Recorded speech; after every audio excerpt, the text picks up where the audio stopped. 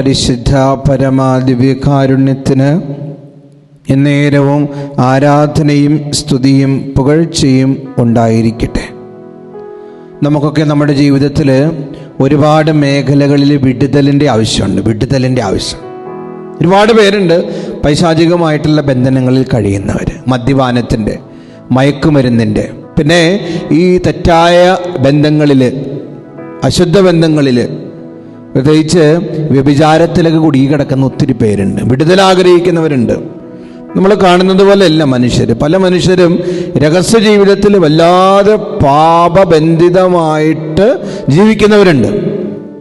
അപ്പോൾ അവർക്കൊക്കെ ഒരു വിടുതൽ കിട്ടാൻ, തഴക്കദോഷങ്ങൾ, അതിൽ നിന്നൊക്കെ വിടുതൽ കിട്ടാൻ, സ്വയംഭോഗം, സവർഗഭോഗം, ബ്ലൂ ഫിലിംസിൻ്റെ അഡിക്ഷൻ, ഇങ്ങനെ ഇതിൽ നിന്നൊക്കെ ഒരു വിടുതൽ കിട്ടാൻ ആഗ്രഹിക്കുന്നവർ ഈശോയോട് പ്രാർത്ഥിക്കണം. ഈശോയെ, സമഗ്ര വിമോചകനെ എനിക്ക് വിടുതൽ നൽകണമേ. പരദൂഷണം പറയുന്ന സ്വഭാവം, നുണ പറയുന്ന സ്വഭാവം, അതിൽ നിന്നൊക്കെ വിടുതൽ കിട്ടാനായിട്ട് ഈശോയുടെ മുന്നിൽ നമ്മളെ തന്നെ സമർപ്പിക്കണം. അവനാണ് വിടുതലിൻ്റെ ഒരു സ്രോതസ്, വിടുതലിൻ്റെ ഉറവ.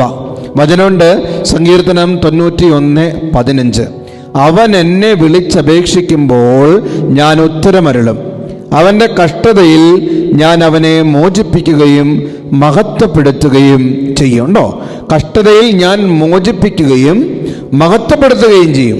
വെറുതെ നിന്റെ ബലഹീനത വെറുതെ അല്ല ഈശോ പറയുന്നത്. നിന്റെ ബലഹീനത ഈശോയിലേക്ക് കൊടുത്തു കഴിഞ്ഞാൽ അത് മോചിപ്പിക്കും. 2, കർത്താവ് കൃപ തന്ന് നിന്നെ മഹത്വപ്പെടുത്തും. ആ പാപത്തിൽ നിന്ന് നീ മോചനം കിട്ടിക്കഴിഞ്ഞു കഴിഞ്ഞാൽ പിന്നെ നീ ഉയരും. ദൈവം നിനക്കായി ഒരു പദ്ധതി ഒരുക്കിയിട്ടുണ്ട്. ഈ പാപം മൂലമാണ്, ഈ ബന്ധനം മൂലമാണ് നീ വല്ലാതെ ഇങ്ങനെ ഉയരാതിരിക്കുന്നത്, നിന്റെ ജീവിതത്തിൽ അനുഗ്രഹങ്ങൾ വരാതിരിക്കുന്നത്. കർത്താവിനോട് ചേർന്ന് നിൽക്ക്, സമഗ്ര വിമോചകനിലോട് നിന്ന് ചേർന്ന് നിൽക്ക്. അവൻ നിനക്ക് വിടുതൽ തരും. കഴിഞ്ഞ ആഴ്ച ഞാൻ ഓർക്കാണ്, ഒരു ചെറുപ്പക്കാരൻ, ഭയം, സ്വന്തമായി എന്ത് ചെയ്യാനും ഭയം. അപ്പം അങ്ങനെ ഇപ്പം ഞാൻ തലയെ കൈവച്ചൊക്കെ പ്രാർത്ഥിച്ച് ബന്ധിച്ച് വിട്ടു. സങ്കീർത്തനം 34:4.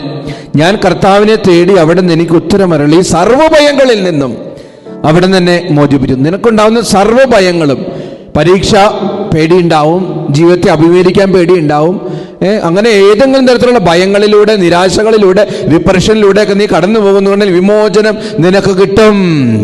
ഈശോയുടെ മുന്നിൽ മുട്ടുമടക്ക്, അവൻ്റെ മുന്നിൽ കണ്ണീർ പൊഴിക്ക്, അവനോട് പറ, ഈശോ അങ്ങയുടെ ആത്മാവിനെ തന്ന് വിടുതലിലേക്ക് എന്നെ നയിക്കാൻ. ഇന്ന് മെസ്സേജ് ബോക്സിൽ നിങ്ങൾ ടൈപ്പ് ചെയ്യുക, വിടുതലിൻ്റെ ആത്മാവേ എന്നിൽ നിറയണമേ എന്ന്. ദിവ്യകാരുണ്യനാഥൻ നിങ്ങളെ അനുഗ്രഹിക്കട്ടെ.